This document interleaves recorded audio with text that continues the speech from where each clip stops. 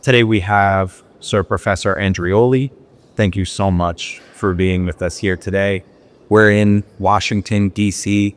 at the International Interfaith Conference hosted by Pastor Mark Burns. How's the day going so far for you? Well, I think it's amazing, and it's the coronation of the work we've done for the last few years. As I said before in my speech, I was very, very happy to be here. We're very emotional.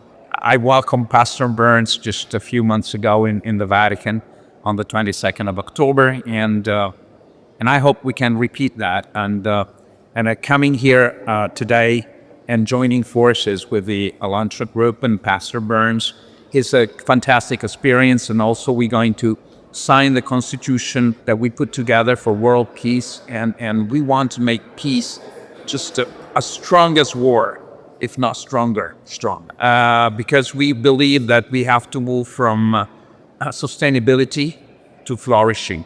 To sustain something, it means to oppose an equal force. We don't want to oppose an equal force. We don't want to balance anything. Balance in nature is stagnation. We don't want stagnation. We want to flourish. We want to move forward. We want to give hope to the new generations that we can do better than what we've done before.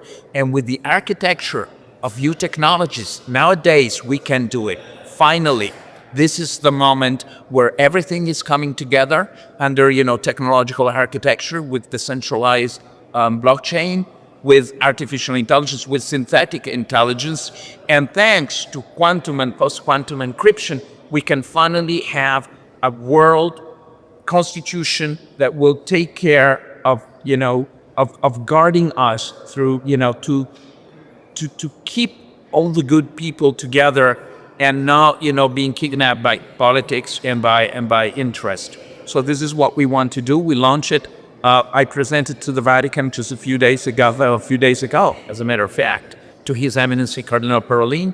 We hope, to have the blessing of the Pope and the blessing, all the good leaders around the world that want peace and want world order to be, of value and not subject to geopolitical interest of a minority. Yeah, that sounds like a beautiful future. I'm all in. We'll try. We'll try. So what could you tell us in your own words what spiritual diplomacy means to you? Well, we are at service. What we need to do many times is to be that bridge that officially is hard to build.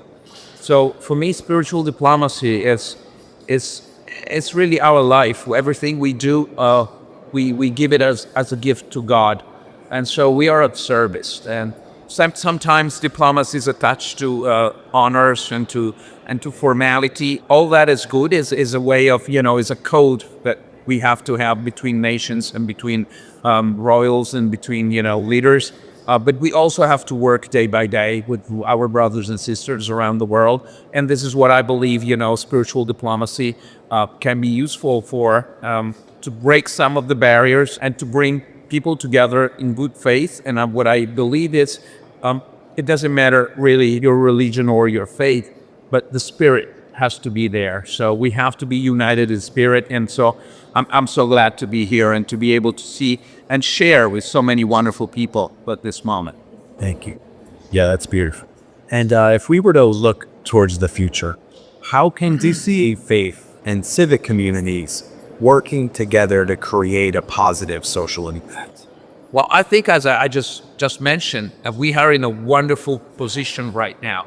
There is a lot of polarization. There is a lot of contrast. But because of that, we have the opportunity for the first time in human history to use the technological infrastructure to build something that has never been seen and that can bring everyone together. And as I said before, with ethic and the spiritual values, guarding technology and what we can do today, then we can really have an impact once and for all to build, a birth community that is, guarding the main principles of brotherhood and flourishing, which is, what I believe we should really do. I feel like this conference really feels like that's good front. At least for me, I look around and I'm super excited about it. I think everyone else in the room feels that same exact energy. So that's truly amazing. And based off some of your like experiences, how has your perception on this topic been formed and molded that allows you to have this vision? I'll tell you, my personal experience has been of enduring a lot of hardship and difficulties. And I always say that God brings to us wonderful challenges to make us understand and believe that we can do better.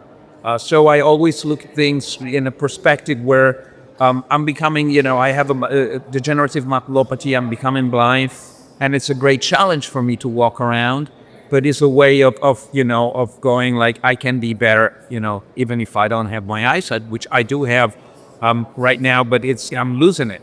And when I had cancer in the same way, it was a great challenge. And they removed part of my lung, and it was for me a beautiful experience where I really had to test myself, really asking myself, why am I here? Why do I want to survive?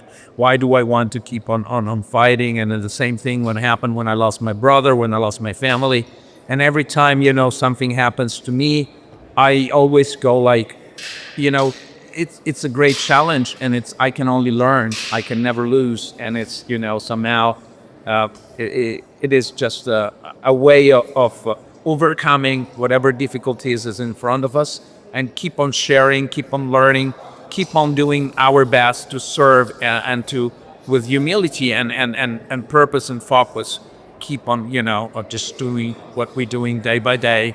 So it embodies really, I believe, that the spirit of being here tonight. It sounds like your mission is as clear. So if you know what and it's truly inspiring. And we thank you so much for being here. Thank you for sharing and everything else. Well, thank you, all of you. Let's keep on working and doing things. God bless. God bless. Thank you.